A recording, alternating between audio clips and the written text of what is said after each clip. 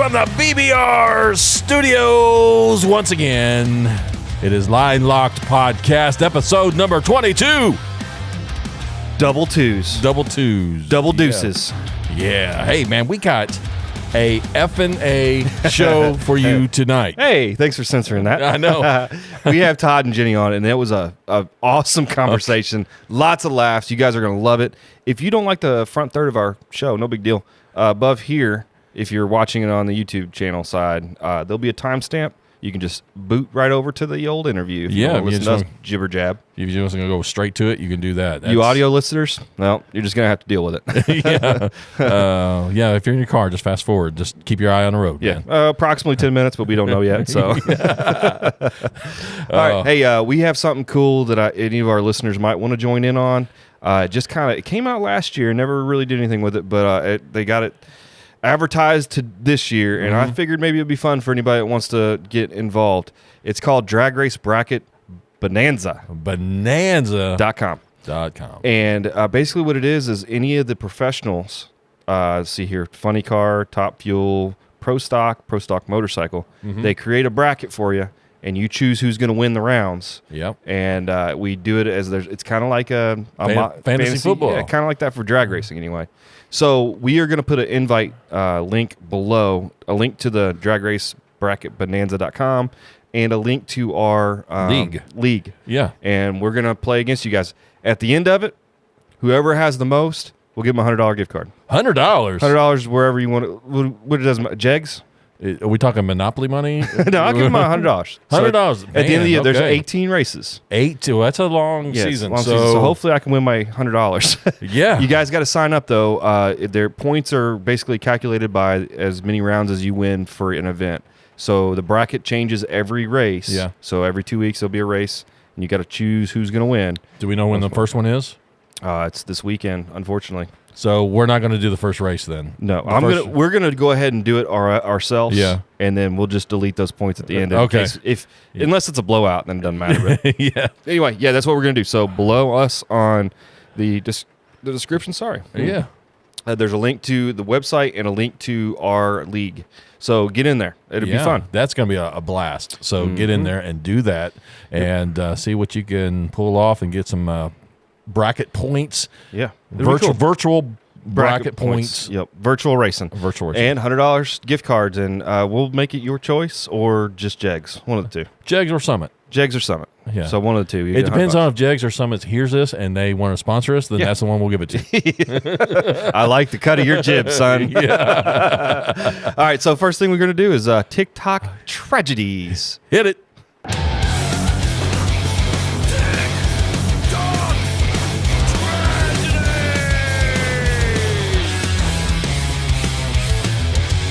All right, that's TikTok tragedies. TikTok tragedy. You know, I got to say, it's probably some of the most fun for me to do this because I love them. Yeah. But, if you guys don't like them, let us know. Or send us more because we love seeing these things. Yeah, if you have some, all right, so this one is from Radio versus the World last year. Okay. And it's actually, there's a tragedy and then a little bit of time and then more of a tragedy. Like a sub-tragedy? It's a secondary tragedy. All right. So we'll watch the first tragedy first.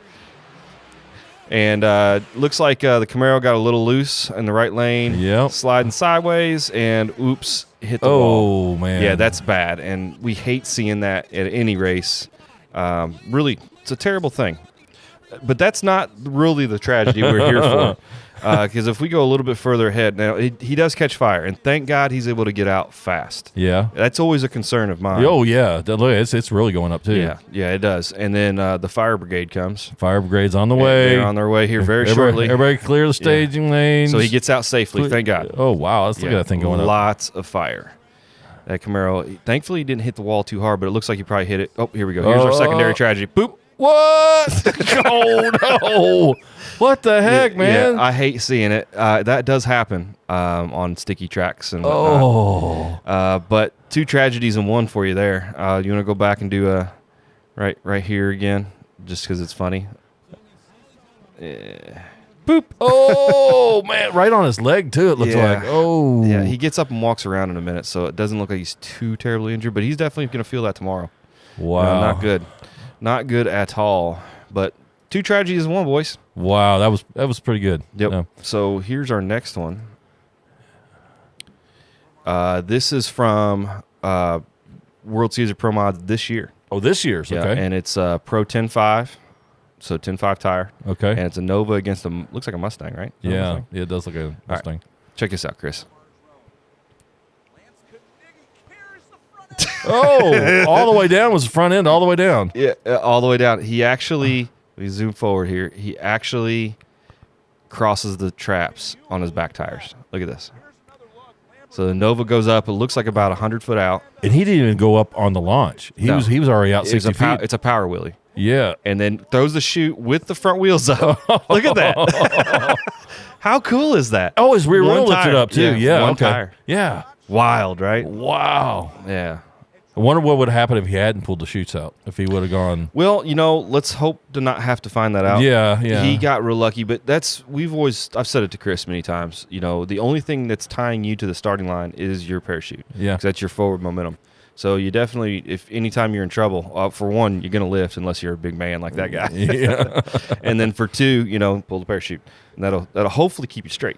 Yeah. Yep. And you're hoping in that situation that both rear tires are firmly planted and going at the same exact speed, so it doesn't go left or right. Well, your rear tires you got a spool in there, baby. Yeah, I mean you don't want anything to happen to one tire, or you're going to go sideways. Yeah, right? He got real lucky, and thankfully it paid off for him. Yeah, good job, buddy. Actually, moving on to World Series Pro Mod, that's going to be our news. Is just the winners from this last weekend. What do you think about that? You did it for me. Yeah, I did it for you. It's the news. Yeah. Line Lock Podcast News. Corey, there we go. Thank you. Hey, maybe I just need to make you in charge of that shit. Maybe. So I don't have to. Yeah. All right. Unless we're just going to talk about quickly about the winners of the Pro Mod race that just happened this last weekend down in Bradenton. So Super Pro, which is I kind of did this in the list of importance in the program. Super Pro, the runner-up was Travis Logan, had an 022 light, 6192 on a 619 dial. Oh, that's impressive. Yeah. Still lost.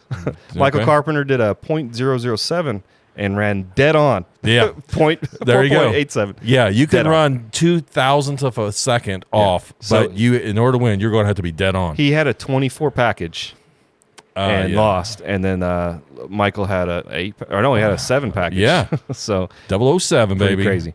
Top dragster runner-up was Tisha Wilson. She ran a 4.344 on a 4.32. Steve Furr got her, though. 000 dead-on reaction. Damn. And a 385 on a 384 dial. Ooh. So a 10,000ths package, I guess. Yeah. Yeah, pretty good. Yeah. Pretty good. Pretty good. Top sportsman. Runner-up was Ronnie Proctor with a 0011 red. So lost before he started. That's not even a real good red. Though. No, I mean, that's not even close. Tim Molnar ran a 3.765 on a 3.76. Oh, so he was on his number. I don't know. It didn't tell. I didn't find the reaction time, but it didn't matter. Didn't matter. Yeah. Pro Mod second chance race. Okay. And this one's kind of personal to me. So there was only a 32 car field. Any of the 32 cars could come back the next day, and they got one hit at the track. Oh. The fastest two got to do the second chance race for, I believe it was $10,000. Yeah, $10,000. $10,000. So the fastest two slugged it out for $10,000. Runner up, Mike Decker, 3.664 at 206.85. Lost to Jeff Rudolph in the Ghetto Sleigh. You remember that car? Yeah. We've seen it around a few times. Oh yeah. He did a Ghetto Sleigh, ran 3.652 at 205.72. Oh. So he won the 10K. I was really proud of him. That was cool. Yeah. But we've been trying to get him on the show. He won't return my phone calls. All right, come on, Jeff. Hey, Jeff. Somebody knows Jeff. Holler at him. Pro 10.5. Okay, tire size. Pro 10.5. Runner-up was Joel Winsley Jr., 402 at 195.36. And lost to Nick Schroeder at 404.44 at 190.7. Yeah. And if you're looking at those numbers, you're thinking a little something's different. Yeah. It's because Nick won on a hole shot. Yeah, he did. Killed him at the tree. Yeah, he did. And look at it, it's 5 miles an hour difference on there. Yeah. There's that, plus the ET was dead. Yeah. Winsley should have won that race if he got off the line when he was supposed to. All right, the next one was Mountain Motors Pro Stock, which we knew somebody that ran down there, Bo Butner. Yep. We're trying to get Bo on here too. Bo, where are you at, buddy? Yeah. Bo knows not to go on the Line Lock podcast. All right. Runner-up was Johnny. You're going to help me. Plunchinko. No, it's Plunchinko. Okay. He ran a 4.137 at 175.71. Lost to Matt. Help me out here. Gian Grande. 025 reaction, 4.108 at 175.37. Wins it. So they got $25,000. He should be sponsored by Taco Bell because he sounds like a number Grande. 7. All right, so this leads us up to the big race, and that's the Pro Mod race. Yeah. It's the World Series Pro Mod. Yeah. So I think there was like 70-something entrants. Yep. And there was only 32 cars that got in the field.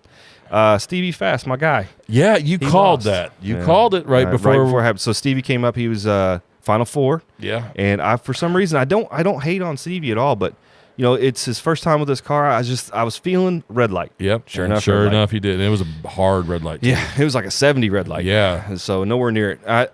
He maybe had some equipment failure. I have no idea. I haven't heard. But nonetheless, he lost. No big deal. Runner-up, Jim Halsey at 4.304 at 126. Man, that number just a little slow down there. Yeah, just a little bit, man. For being Pro Mod, I mean. So Derek Ward ended up winning this at 3.625 at 208.17. I do want to mention something.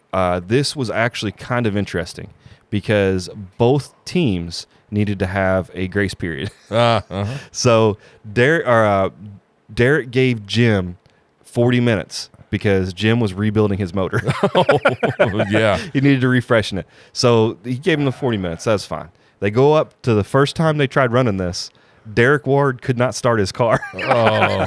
So Jim said, you want to go back to the pits? Come back in 15. They put a new starter on it and ran the race, and he ended up winning. So, it is what it is. It seems like maybe Jim had some motor issues. 430 is not fast.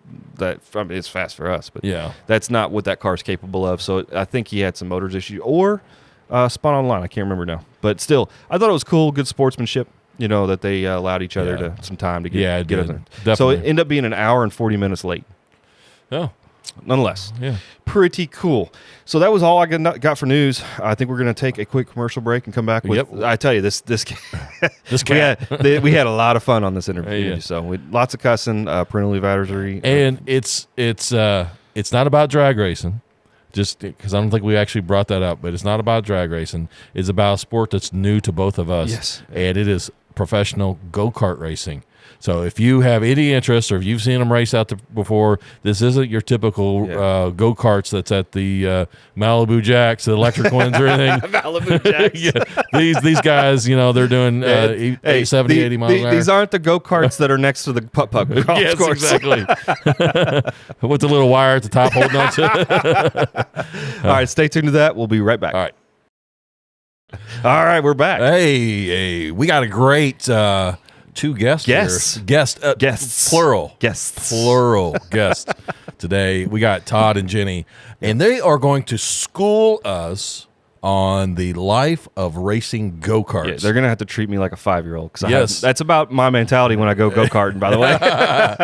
All right, well, here they are. Hey, Todd and Jenny, how are you guys doing? Good, how you doing? Hey. Perfect. Todd, tell us a little bit how you got into all this, because it seems like you're pretty legit.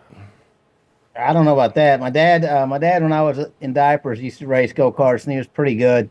So I started liking racing, and so he sold the go-kart, and they shut the track down where I'm from. And at that point, life got in the way. I took up brown ball sports, and then life got in the way, and my ex left me, to be honest with you, and I wanted a midlife crisis, and I wanted to race in my sprint cars, and sprint car or Wayland modified would be my first choice, but I'm a fireman, I'm not independently wealthy, so go-karting was the cheapest avenue, so that's how I got into it. I bought it.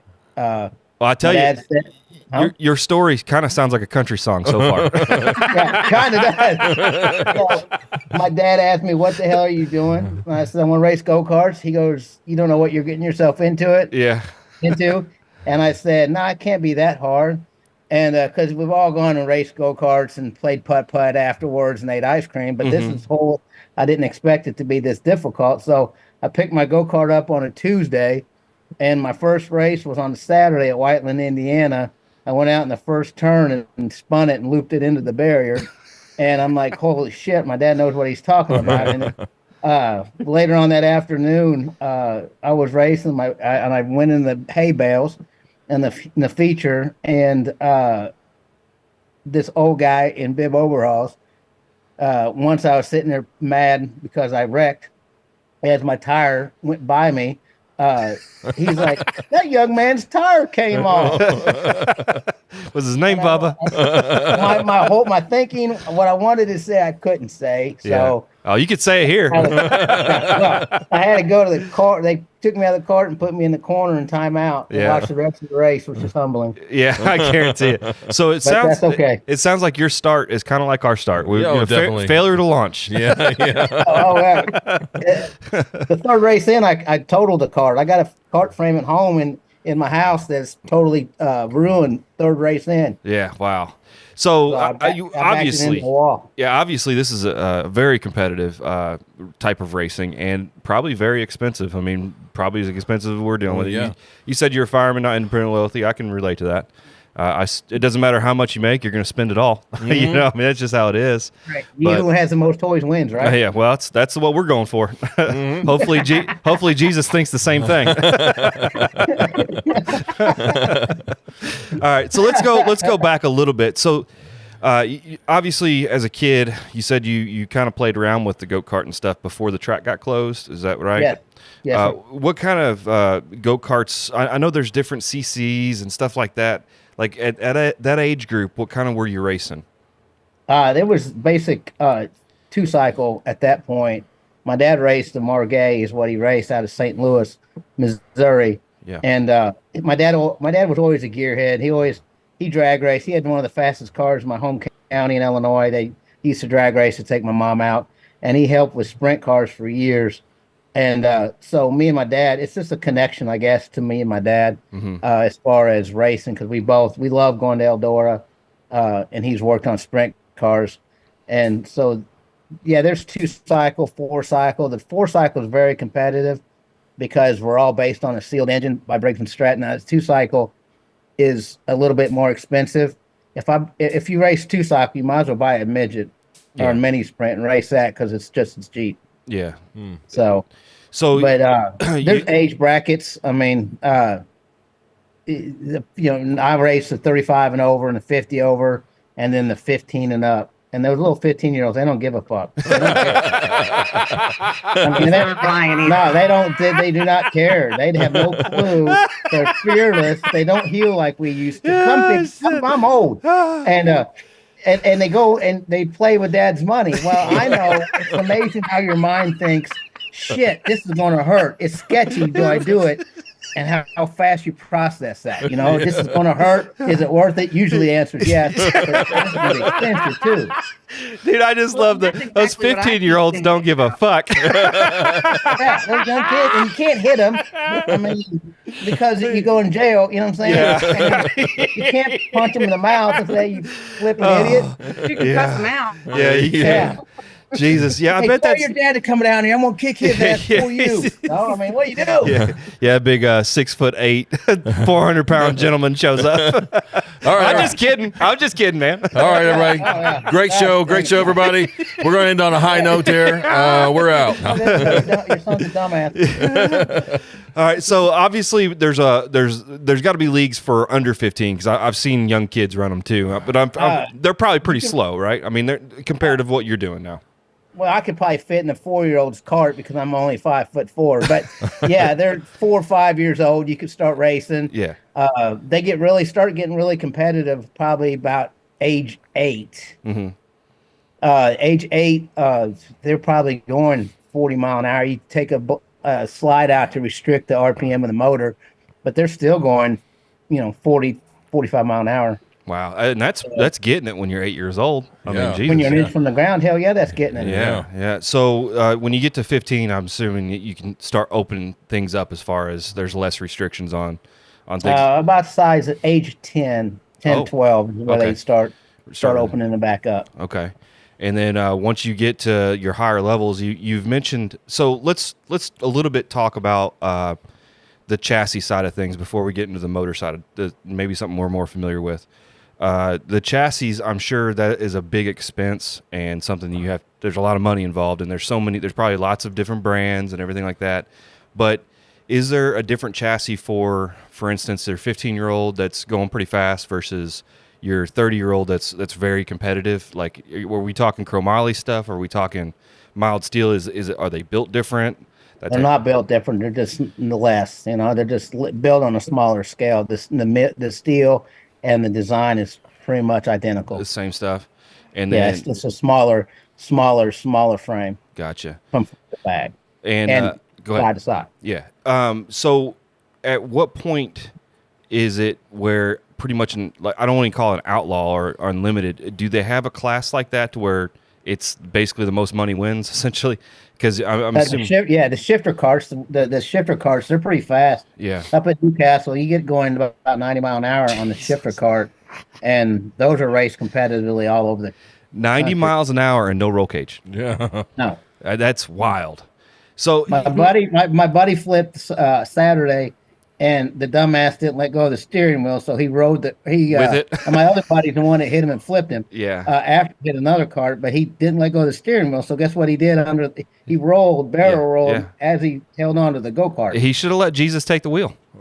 But he wanted it for himself. Damn it! I'm trying to get out of that thing. Just fling me out like a rubber band. Oh gosh. But no, the shifters, they're nuts. I drove a shifter as a practice one time for about 10 laps, and I was wore out because the shifters have paddle shifters on the steering wheel, and it's just insanely, 90 mile an hour in your truck going down the highway or car compared to an inch from the ground going 80 to 90. That's insane. The acceleration of I've actually ridden one once. The acceleration of them is insane. Is it? Oh yeah. It's like it's even more than a crotch rocket motorcycle or something like that. It is just gone. Yeah. It is crazy. So let's talk a little bit more about the engine side of things. You've mentioned 2-stroke and 4-stroke. Yes. That you said the 2-stroke was more expensive. Is that correct?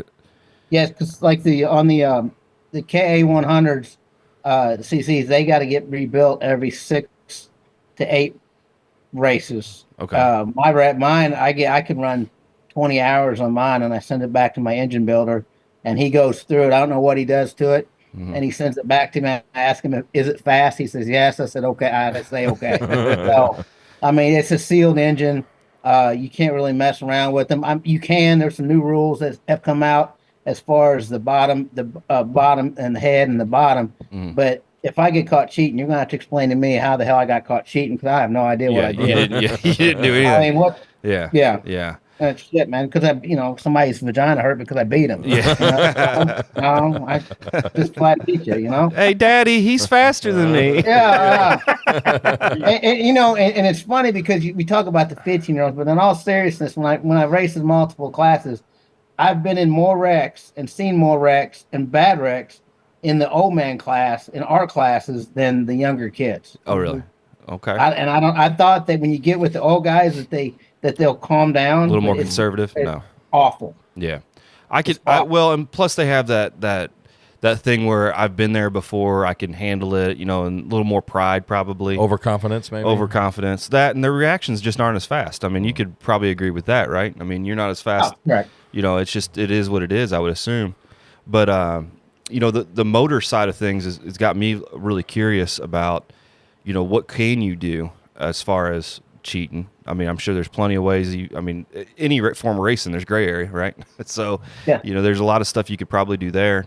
But I do like the idea of sealed engines. And what I wanted to bring up on that is are you guys, how are you parodied other than, obviously you have the same motor, but do you have to meet a certain weight at the end of the race or anything like that?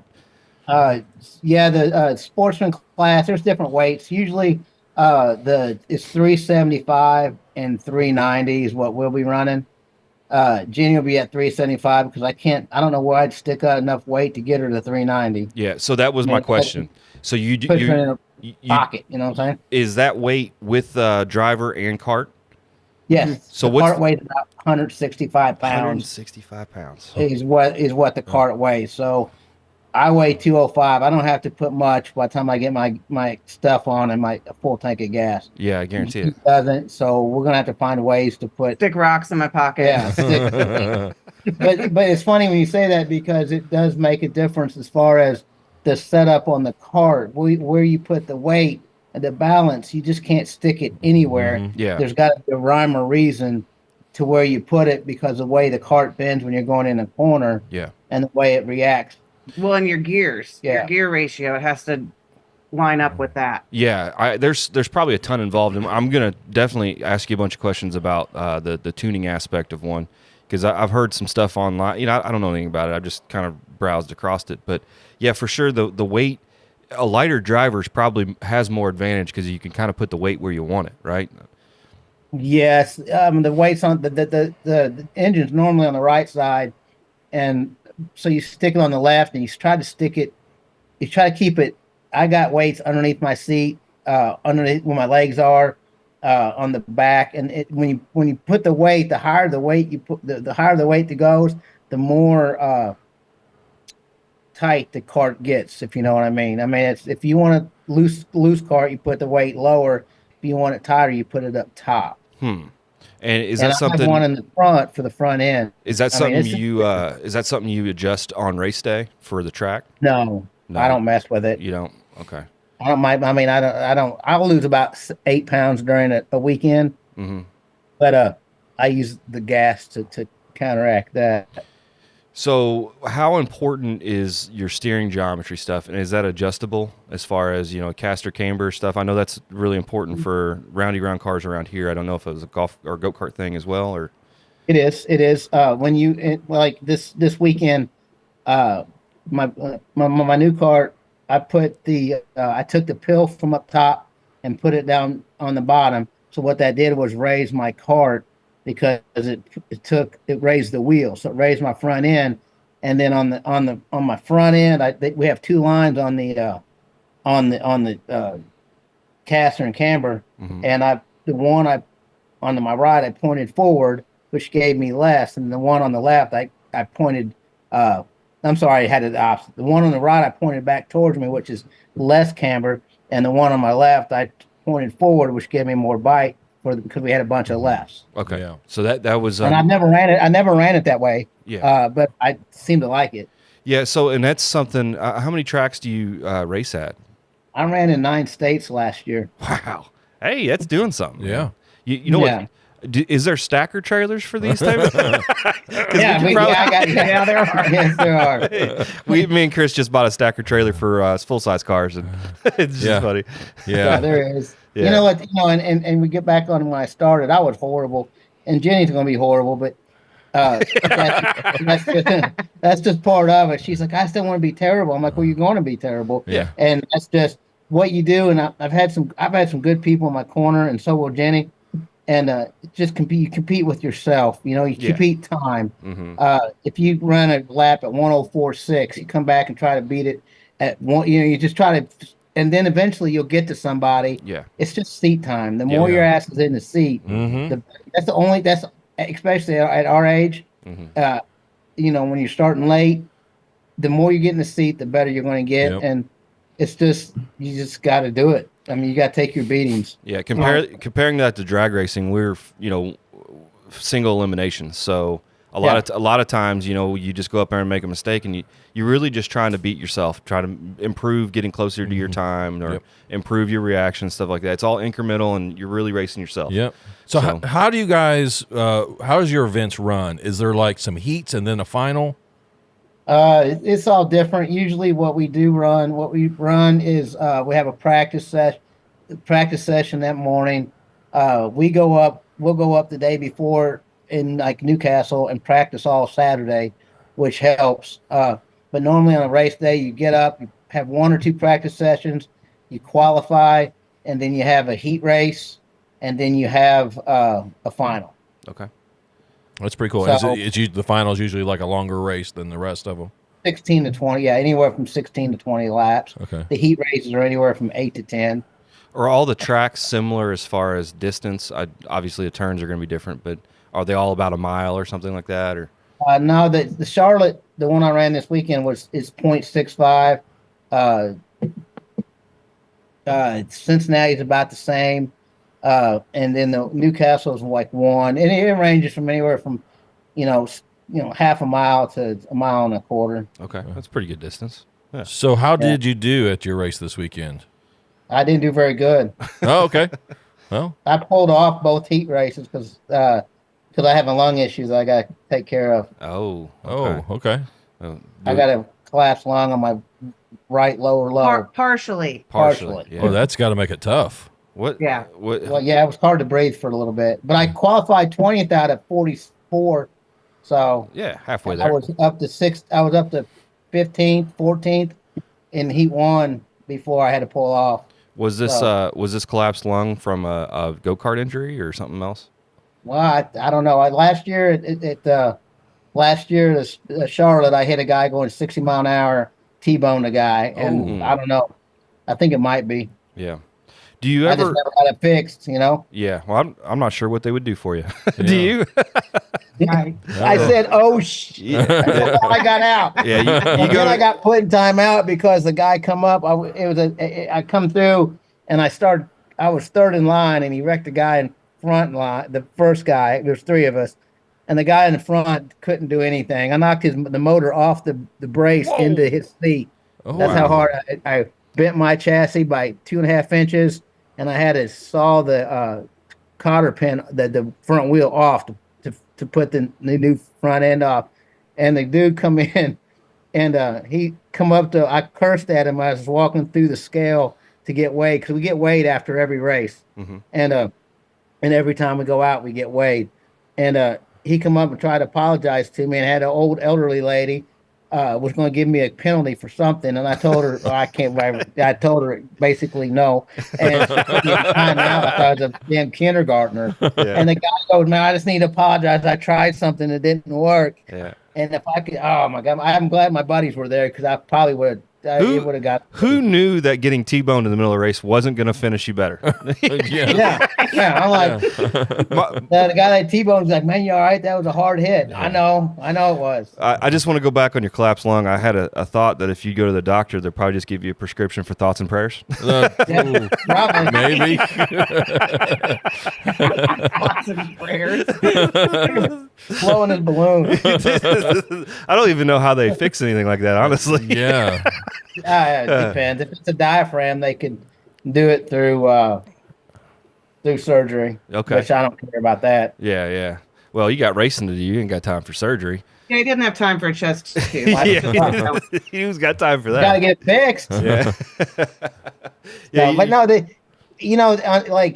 weekend, from pole position to me, the distance was probably 0.2 of a second. Oh wow, that's tight. Yeah, that is tight field. Yeah.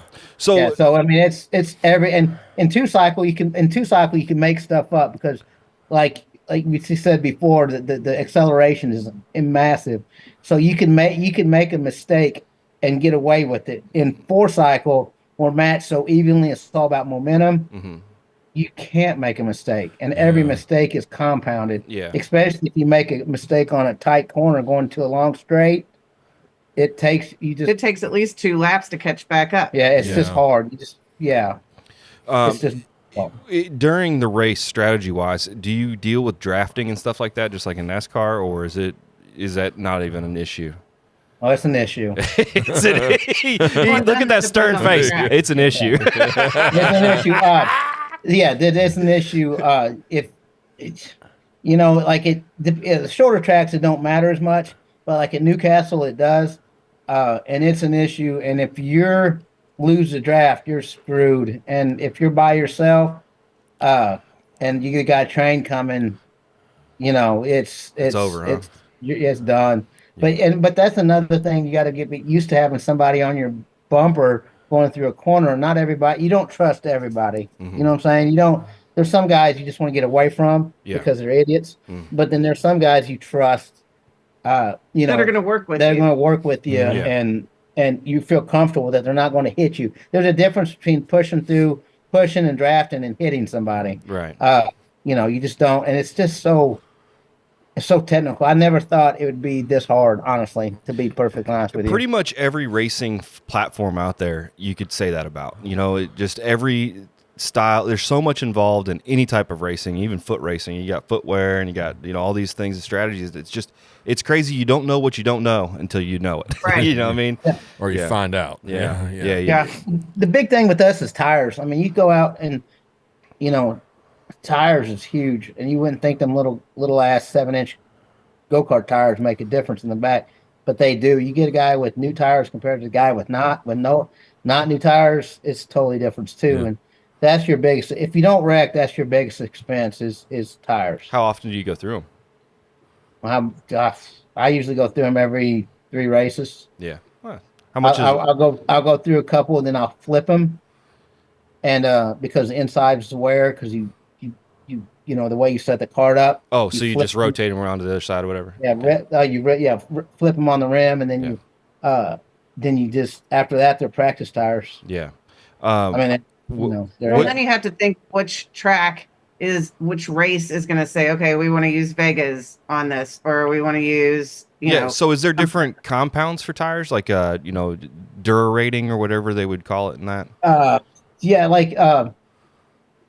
Like we use MG Reds, which are like hockey pucks when it's cold out at Newcastle, but they last forever. Mm-hmm. But once they're done, they're done. Like it's like falling off a cliff. Once it's over, it's over. For the National Series, for the Cup carts that I run, we run Vegas, which I personally love. They're a softer compound. That's what he started me on. So they lay rubber, so they're stickier. And they fall off. Now, you need to qualify with the new set, but they don't fall off as much as the MG Reds. And then another track runs Hoosiers, which I've heard good things about, but I've never ran Hoosiers, so I don't know. We run Hoosiers. Yeah, I personally, they're a bit bigger though. Now, the guy who builds my motor says that if I ran Hoosiers, that's all I'd want to run. And they have, but there's different compounds. There's MG Reds, yellows, whites. Yeah. Vega has just one compound. Hoosiers has 3, a 60B, 60C, and another one. It just depends on what you want to do, what the series that you run allow. Mm-hmm. But that's your biggest expense. Once you get all your crap, that's the big expense is tires. What's obviously getting 3 races out of them, I'm sure they're not cheap a piece either. No. The motor rebuilds are probably relatively expensive too. You got to do one of those every so often as well. Every 20 hours. Yeah. You could do as much, but if you really want, you could tell at 20. I mean, when you get a rebuild, you could really tell. And Jenny she'll see she's going to have a new engine on her cart that's been refreshed, so she won't know the difference for a minute. Mm-hmm. But she'll come about it to where she'll tell the difference, and that costs about $600 for a rebuild. Wow. Get it rebuilt, whereas a new motor will cost you about $1,200 right now. I'm saving half then. Speaking of Jenny, let's talk to her a little bit. Yeah, how the hell did you get into this? Yeah, exactly. That guy? From him, and honestly, like just going to the track and seeing the support that he's gotten. I didn't get to see his first year, but I've seen his second and third. Now we're going into the fourth. And it just looks like, at almost, middle-aged. Mm-hmm. I'm like, what am I doing? But I really do think that there's not a lot of girls in the sport. Mm-hmm. There's one that I really enjoy that's our age, and watching her do it. And so kind of back to that comment you all were talking about, like doing the drafting and stuff. Like girls, they get stayed away from. Oh, really? But Amber has been doing it for so long and has proved herself, at least in my eyes, the last 2 years, where the guys do work with her. Mm-hmm. So I'm just hoping that that's what will happen. But I have a feeling. Have you ever seen like a nature channel where a shark goes to a school of fish? That's what it's going to look like in your first race. I told Jenny, I said, we went to Cincinnati and she got some laps in and she spun out and looped it. And she's like, why looped it? I said, well, that's not a crash technically because you didn't hit anything. but I felt it and I knew at that Like, But she was so proud of herself. Yeah. Yeah. see that? Well, because they have what we call, don't you all call it like it's called the carousel, but I call it like the toilet bowl because it does this number. Mm-hmm. And you really have to pay attention to the apex, and it's a lot of straight lines on a really curvy track. Yeah. And I just didn't hit that corner back there and straight around. It was scary, but you just pull it back out and you go, you know. So there's going to be a lot of firsts. So this is going to be your first year, right? Mm-hmm. And have you had any type of practice time at all? Not yet, Okay. but in the next couple of weeks, we're going to start heading up to Whiteland and Newcastle, and just like he was saying earlier, get some time on the track. Yeah. Are you going to be racing those asshole 15-year-olds? No. Mom, she whooped my ass. She's had two practice sessions, and God love her. We went up to Cincinnati, and I kept giving her goals to reach, and she kept reaching them, and we kept getting new goals for her. Mm-hmm. So she thinks she's going fast now, but she'll be different. It'll be different. Well, and that's like he just said, that's so crazy. The first time I went out at Cincinnati, I came in, I was so full of adrenaline. I was like, I was going fast. And he was like, No, not a. You didn't even get your license yet, young lady. I was paroling. Yeah, he had the governor set all the way down. I probably did. Yeah. But another thing that he did was put me on the Vegas on to my cart because of the tack. Okay. Right. And with the MGs, like he was saying, they're super hard. And I haven't even ridden on those yet. And I can just imagine that it's going to take a while to get them. Like you do a lot of this, you know, to warm them up. What is your biggest fear? Wrist injuries. Wrist injuries. Because I cut hair. So Yeah. yeah, Well, that's it. it. That's it. As long as I can walk and talk, I'll be Well, it's not a matter of if; it's just a matter of when. You know, but exactly. you know, as it's long like when as I learned how to ride the motorcycle, it's not a matter of if; it's a matter of when Yeah. that you're going to get wrecked. You- So same thing qualifies here. yeah, I bet. Is Sooner the there? better, actually, to be honest with you. What's that? Sooner the she wrecks, the better. Just to get it out of the Just way. get Get over out of the with. way. Yep. Get it Yeah, out of the way. yeah. Is there any type of? I mean, how hard is it to have Todd in your ear about all the things you did wrong? You know, Well, is that not a fear? thankfully, That would be a fear of mine. I wouldn't want a 204-pound Todd yelling at me I did something wrong. Well, I'm hoping that he will and that he won't go easy on me. And I know that he won't. I mean, he wants to see me succeed, and we're going to be a team, Yeah. you know? So, but I don't think he's going to be like cussing me out by any means. Just remember the people that. If I deserve it, I deserve it, you know? Just remember the people that care about you the most are usually the hardest on you. Yes. Just so right. Yes. you know, they want to see Well, you I succeed. told her, I said, if I see you, if you crash or if you get something wrong, I'm not going to pull over to help you out. Oh, yeah. In the Be same class. I might Oh. wave at you as I go by, but I am not getting out and stop. No, Yeah. and I wouldn't want him to either, Mm, you know? no. Like, go ahead and get it. I'm the one that messed up, right? So, but I think what's also cool is that we are surrounded by so many supportive friends and racers that it won't just be him. It'll be other brothers, you know, that are, why'd you do that? You should have done this, which could be too many cooks in the kitchen. Yeah. So, you know, as long as I listen to the one guy that Yeah. whose equipment I'm using, Yeah. it'll be Hey. fine. Do you use any kind of like cameras or anything to go back and analyze your runs? I mean, is it televised or anything where you can watch? It's on TV, but I do have a GoPro on the front of my fairing that I'll go and watch. You know, I could go back and watch. Do you use any data tracking software or anything like that? Well, I can, but I'm We're both technically Challenged, yeah. like If it's it'll not- tell you. It's called a Micron 5, and it'll tell you. You could like overlay with other racers, and it'll tell you when they break. If they have a Micron 5, it'll tell you when you break. and you could really decipher, well, okay, I need to go faster here, and it really breaks it down. But I'm just a dummy. I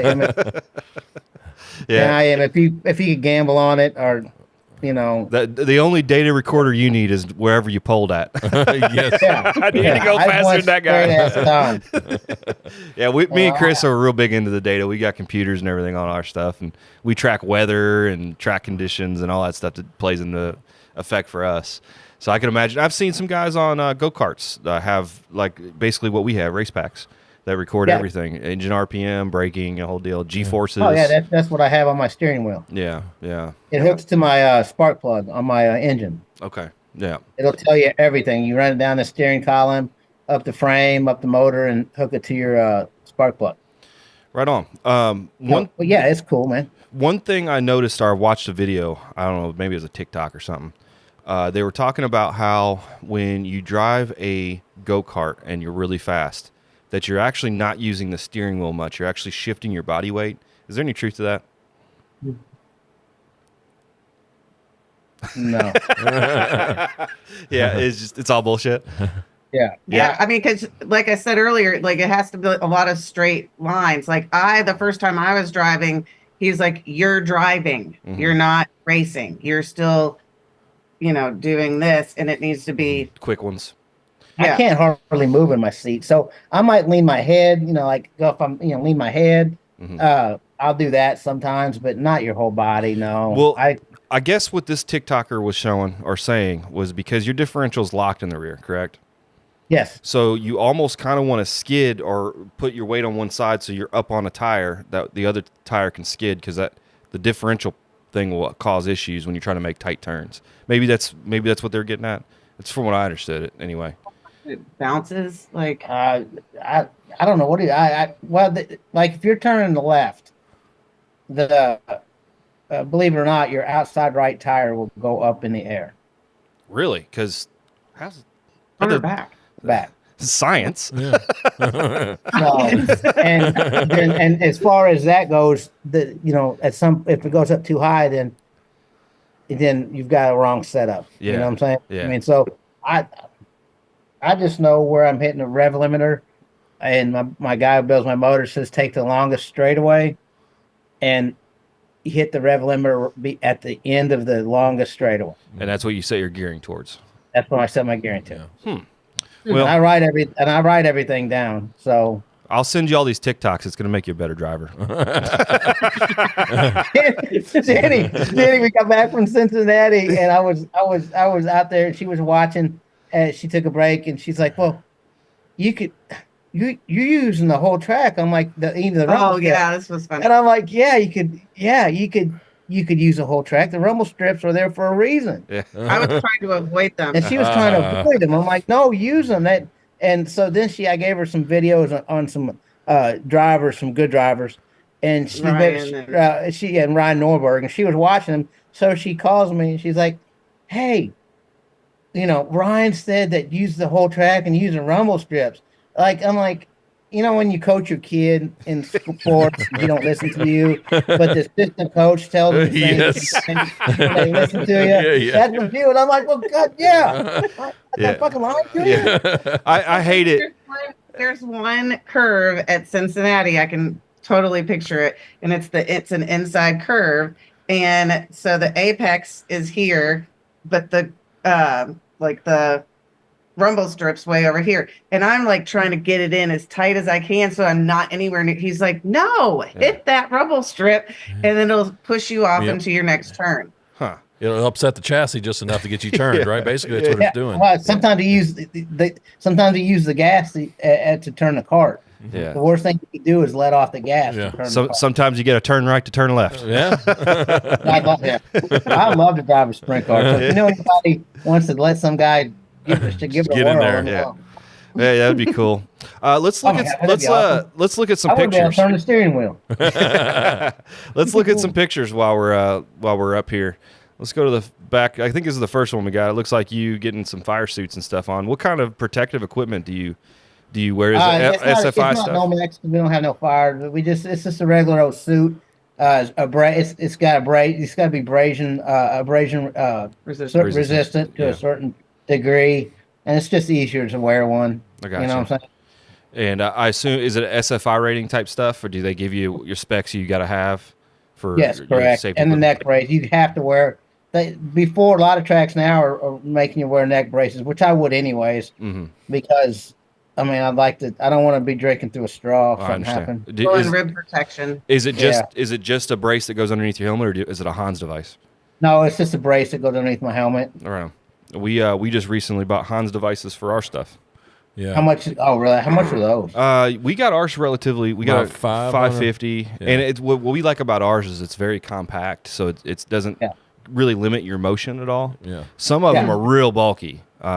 But the other thing is, I'm not even sure how a Hans device, because you're not actually strapped into this thing, right? No.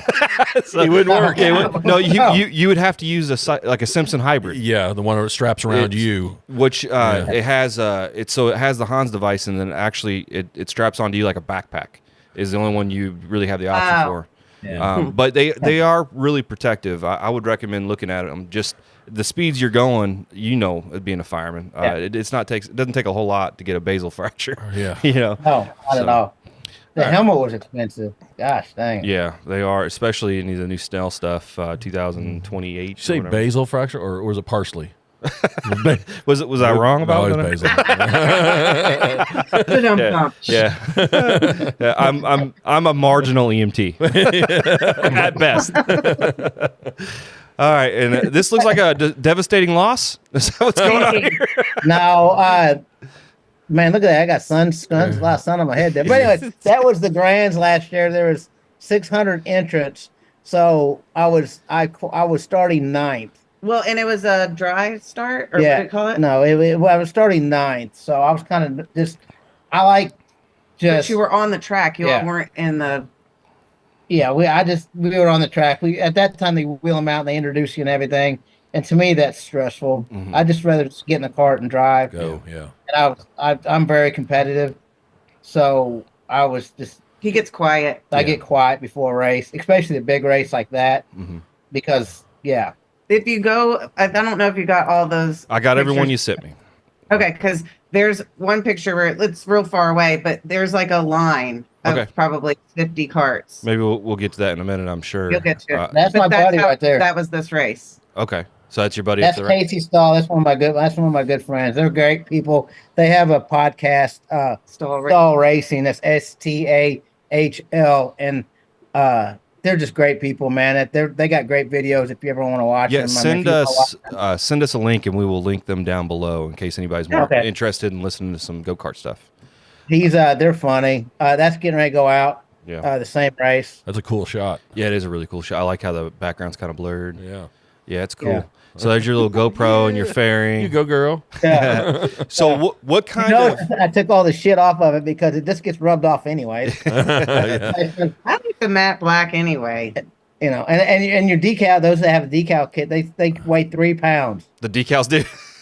Yeah, No believe it shit. or not. Which with when you're trying to get every pound possible, that makes sense. Wow. So is carbon fiber and stuff legit? Like, is people doing that, trying to save weight? Steve, like, if he ever watches this, he's going to kill me. But my engine builder, he likes to eat a little bit, and he's the best go-karter in the. He's just amazing. Yeah. And, it's this guy. Yeah. Okay. He's putting carbon fiber on all his go-kart so he could cut weight because he has a hard time cutting weight. If you know what I mean. Yeah. There's not a whole lot of panels there.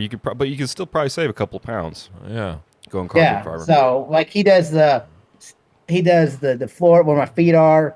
Those he does carbon fiber as his pedals, seats, what have you. The seat is really huge, believe it or not. Yeah, carbon fiber seat. I bet because your other option would be fiberglass, right? And they're probably pretty thick. And there's different stiffnesses too. And as you see in my gas pedal foot, they call it a green bean can because I'm like, again, 5'4". So you don't have like a little booster seat, you said?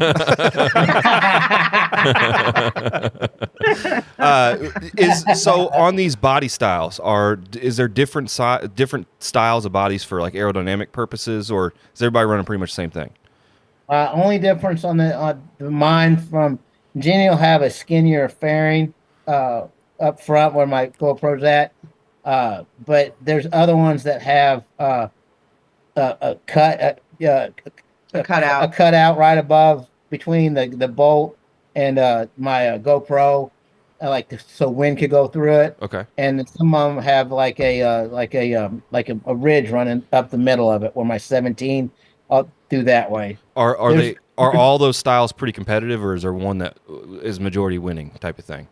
Does it matter? I guess is the question. Doesn't matter. Doesn't matter. It really doesn't. All right. There's another front shot.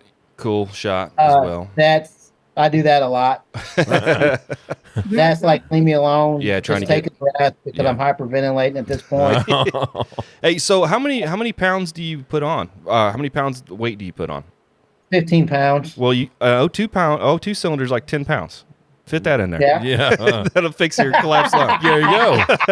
There you go. That would work. Put it between my legs. Yeah. And it looks like Jenny's first day at school. It was. I surprised her. I can't get it. I surprised her and I said, "Hey, you want to get down the track?" She's like, "Are you serious?" I'm like, "Yeah, I'm serious." She's like, "Well," I said, "I got my stuff. I brought all this stuff." And there's a story behind that suit, but that was my original helmet, my original rib protector. Okay. So she's like, "Yeah." So, she had no idea she was going out on that track. That's awesome. Oh, that's really cool. It was very awesome. Yeah, very special. You look very excited, a little nervous maybe. I like your T-shirt. Yeah. Get in, loser. We're taking America back. Oh. Oh, I thought that was the one that says, "Get in, loser. We're doing butt stuff." So there's a picture of an older lady going to get like a prostate, or not prostate. No, she women don't have prostates. A colonoscopy. That's what it was. So get in, loser. We're doing butt stuff. She could be one that has a horse's ass. Yeah. Hey, Chris has a horse's ass. I got a horse's ass trophy. You can't He's got say- trophies. I have a sweatshirt that says bad, and then it has a donkey, so Oh. it's badass. Gotcha. Yes. All right, next up, long line of vehicles here, it looks like. Can I go out? Yeah. So that's just getting ready to go out. You just hang out. As you can see, my my side pod there's a little bent. Mm-hmm. That's when I Did a little hurting on that it. shit happens. That shit happens. That's Yeah, shit. And it looks like I some mean, racing that's shots at here. that's how close you get through the corners coming out of that's turn 2 at Newcastle. Okay. So, Is the majority of we're your gonna- races outside? What's that? Is the majority of your races outside? They're all outside. They're all outside. Ooh, okay. And rain is horrible. Oh, do you have rain tires? Yep. Yes. Really? Ooh, interesting. Saturday I come out. I was drenched, and I have yet to figure out how when you're wearing a rubber like a raincoat, a rain suit Yeah. over your suit, how you get your groin wet, and when you get out of the seat that you're barely fitting in, Yeah. and you get in and you got to drill holes in the seat to drain the water out. There's a puddle. There's a puddle. Wow. I can see that. Yeah. It was awful. Racing in the rain is awful. I can imagine, we've taken some motorcycle trips and we've had to run in the rain before, Yeah. and that is not fun getting pelted by rain at all. Yeah. And it's bad for the engines too. Yeah, I bet. I bet it clogs up the intake filter and everything else. Correct. We put a thing over the air filter, but it's still water still gets in there. Yeah. I could see. That's Jenny going out. Yeah. So that's the part that she's going to be using. She on the racetrack, or she make her way to the parking lot? I can't tell. Yeah, I'm making my way through the parking lot. It's like, you didn't let her out on the track. You just said, "Here, just do little donuts here." She's in like the play area.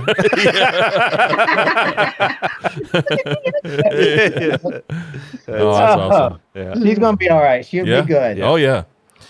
I mean, I got a buddy that is just amazed with her in the fact that at her age that she wants to actually take the dive into it and put herself out there, because it is a big step, and it's competitive and it is dangerous, but it's safe, but it's dangerous all in the same. And for her just to take the step and the willingness to try it. Yep. Yeah. Not a lot of people. She's going to purposely go out there and try to hurt me, or No. Yeah. or vice versa, but because accidents happen, Yeah. it will hurt.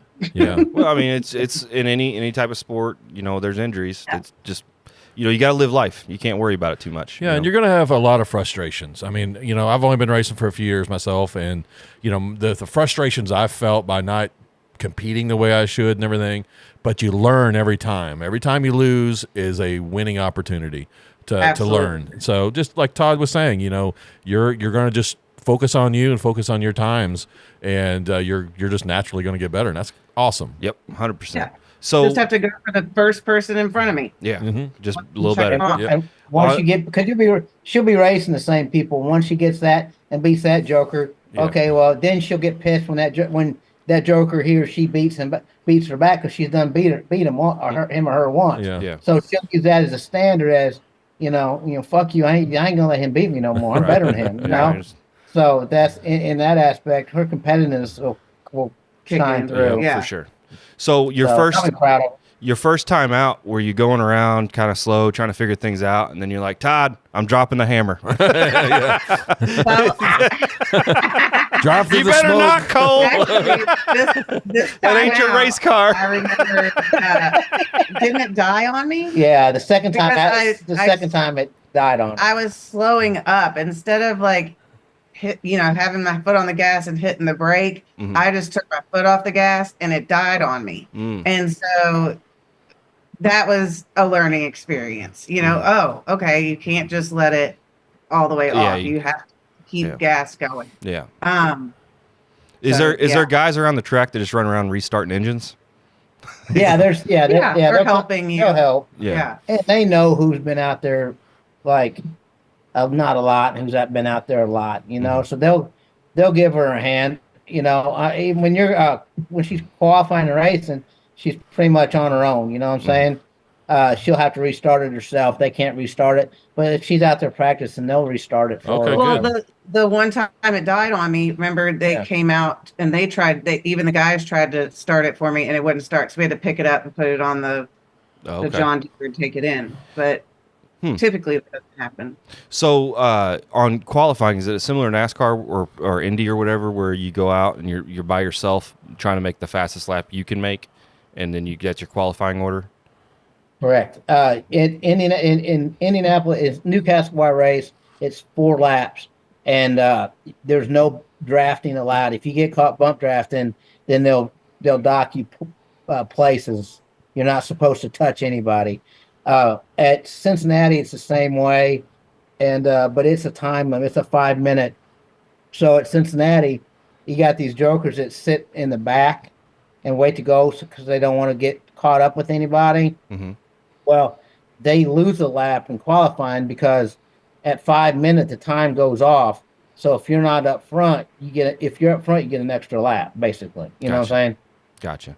So, all right, it just depends on what track it is. Let's take a quick commercial break, and we'll be right back. All right, and we're back. Hopefully you can actually see us this time. Yeah. All right, at this time, why don't you give all your thanks and all that stuff that you want to tell everybody you're thankful for? Anybody? Not thankful for anybody? Okay. Well, That was a long break. I just have a lot of, I don't know, I have so many people to thank, man. It's been a good journey, and Jenny's getting ready to get into it, and she's going to suck, but she's going to have fun. Mm-hmm. And as long as she gets better and listens to the people that are successful, I've been pretty blessed with Gary, who builds my engines. Gary Lawson and Comet Kart Sales, who builds my chassis, and just the sheer fact of the people, sitting around and drinking cocktails and sitting by the fire, and just the good people. I have so many people to come, to thank for where he is now. I've gotten pretty good. I've gotten better very quickly, and hopefully Jenny does too. And it's just a support staff. It's competitive, but I've surrounded myself with some good people, and we travel together and what have you. It's just a fun time, That's half the battle, getting the right people around you to help you. And he has. It's been amazing to watch that, because I don't like being in the firehouse. He's got camaraderie there. Mm-hmm. He's got camaraderie at the track. Like, I don't have anything like that currently. I work with my staff at work, but that's different, So I'm excited to be a part of just the group that he has chosen, and they've allowed me to come in. Yeah. So I like that. If it's anything like our racing, you'll be very accepted and you'll have a good time. Yeah, absolutely. Always. So the first time out when she went out, that the picture you're seeing. Oh yeah, I the first had a picture of the that. first time she went out, I didn't tell nobody else that she was going out, and we went out in the first turn, and some friends of mine, they were standing on turn one By the track, giving her thumbs up and stuff. So yeah, that means a lot. Yeah. It was cool. It was a good feeling. Yeah, for sure. Oh, Yeah, cool. So, two things, we may bring you guys back on. This has been a great conversation. that'd be awesome, okay. man. I'd love to. We'll bring you back on after you guys have been racing a few races. And Yeah. and Jenny, we'll kind of follow up on you and see how well you're doing this year. Cool. So we really appreciate you guys coming on. We did not know what to expect because we knew nothing about go-karting, and it's been a very pleasurable experience. Yeah, and great. I say that. Absolutely. Yeah, and I think all of our listeners, we're so used to talking drag racing and stuff that it'll be different. They're going to hear something different and learn something new. So that's Yeah. awesome. Was it as good for Yeah, you as throw it 'em a was for us? little curveball. So anyways, we thank you guys so much for coming out and joining us today, and we look forward to seeing you soon. All right. Awesome. Thank you so much. Thanks, Be Corey. safe. Thanks, All Chris. right, see you guys. Bye-bye. All right, man. That was a great interview. I cannot thank Todd and Jenny enough. That was great. We had a really fun time. Yeah, I didn't know what to expect, and we even told them before the interview. We don't know what's going to happen. Yeah, but and they schooled us. yeah, I think one fireman to the other. I think that was a good interview. Yeah, yeah. Because there's a little back and forth there. It was good. Yeah, it's good. Yeah, real good. Awesome. We really appreciate them coming on. So we got a couple of viewer mails. Yeah, actually, it's one and then a reply to it. Okay. Last one that we had on was Dina Parisi. Dina Parisi, the figure skater pro mod driver. Yeah, yeah. And if you didn't watch that, the one right before this, there'll be a link and card in the description. Yep. Fast Eddie comes on and he says, I could be mistaken, but I didn't think a trans brake could be activated on the second or third gear. I know mine only works in first gear. And that typically for our power glides, that's what it is. It's Yeah, only power first gear. glide. Yeah, power glide. You can't trans brake in second gear, but she doesn't run a power glide. She runs a Linko, I believe, and Yeah. I'm not really sure. I've reached out to her. She's gonna respond, and I'll let you know. But we do have a response from Robbie. Yeah, our buddy Robbie, he says, yes, any transmission can be turned into an any gear trans brake. Some power glides could be high gear trans brake, and the 350 and 400 could be second gear trans brake. Not sure if you can do a third gear trans brake. Don't know how it works, but it can be done. So it's interesting. Yeah. So from my understanding, a Linko is just a power glide stacked onto a power glide stacked onto a power glide. So again, I'm not sure if it's possible. I've reached out to Dina to ask, and I'll let you know. So our friend Brian Todd, we talked about it actually in that episode, Yes. but we talked about it many, many episodes ago. He hit his trans brake button with his knees, what he told us. But how did that work for him? It locked up somehow. And again, I'm not really sure the specifics. We don't know if it was a failure of the transmission that caused that, or if we're not 100% sure. Yeah, but So it happened to dangerous. him. He had a turbo 350. Okay. Yeah, I think he was telling us in that interview one time how it actually worked. Yeah. So maybe we need to go back to our own episodes and read up on Yeah, I know, that. man. I like going back through the catalogs. You Yeah. guys should too. Maybe we need to have Brian on. He's been sending us pictures. I've got them, and maybe we'll just have him on to tell us about all the damage he's found. I think he's trying to get it fixed up for Bowling Green. He keeps showing me parts and making me jealous because he's buying new stuff, shiny stuff. Yeah, But- if you've not seen it, you need to go back to the interviews. He has is a 31 or 30? Something like it. 29 Model A. I Yeah, believe. Model A coupe that's badass. And Corey talked him into doing some. I didn't talk him into shit. If that man tells you that, that's a lie. He came to me and he said, "Hey, I bought this. What should I do with it?" And I was like, I actually, to be honest with you, in the pits prior to, I said, "You probably want to take a little bit right here out." And he goes, "I want to see what it's going to do." That's exact words, Brian. Yeah, That is not my fault. So, but he did show me a picture of a wheelie bar. So I think he's getting one of those installed. Yeah, I raced him his first race out with that new combo he had, and I was a little late getting off the line, but I remember seeing he was to my left, and all I saw was that coupe way, way up in the air and coming down really hard. And the thing was, he still beat me. Yeah, man, what a man to drop it that hard and then just get right back Get back into on it. Yes, exactly. It sucks for him because he's from Alabama and he drove all the way up here for that race and he got to make one lap. One lap, yes. Sorry, Brian. That's just how it goes. Hey guys, listen. If you want to see the video of this, we're on the Blood Brothers Racing YouTube channel. It's actually called Blood Brothers Garage now. Yeah, we probably need to change up. Yeah, we need to do something there. But if you're watching us on the YouTube channel and you want to actually hear us in your car, you can go to all the major podcast platforms like Spotify and Apple and all that, and we are on there. Just look up Line Locked. If you want to email us, linelockedpodcast@gmail.com. Right yes, here. Absolutely. We got a lot of exciting things coming up for the race season, so be sure to subscribe and like and all that Share stuff. it with a friend. We would love you to do that because we need that. Sharing is caring. It is. And if you have a guest or want to be a guest, again, email us at linelockedpodcast@gmail.com. Absolutely. And we'll get you on here. Just you got to be fun and funny. Absolutely. So, hey, man, I think we're going to be out for this episode, and it's been a pleasure talking to you guys. Be sure to do all that stuff, like subscribe and all that. I know what we're going to do this time. I'm Chris. I'm Corey. And we missed it way far out. We're just talk. All right. Love you guys. See ya.